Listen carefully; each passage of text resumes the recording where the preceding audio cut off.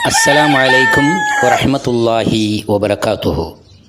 يوم الأربعاء 21 من جمادى الأولى عام 1447 الهجري. من الكبائر التسبب في شتم الوالدين.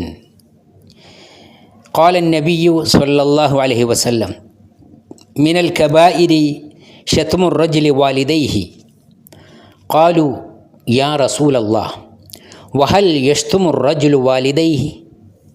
قال صلى الله عليه وسلم: نعم، يسب أبا الرجل فيسب أباه ويسب أمه فيسب أمه. മാതാപിതാക്കളെ അപമാനിക്കുന്നത് മഹാപാപങ്ങളിൽ പെട്ടതാണ്.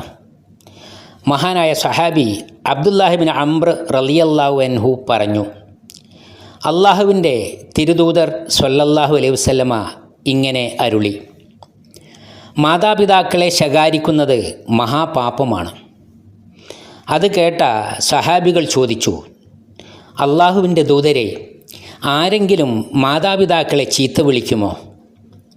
തിരുമേനി: അതെ, ഇയാൾ മറ്റൊരുത്തൻ്റെ പിതാവിനെയും മാതാവിനെയും ചീത്ത വിളിക്കും.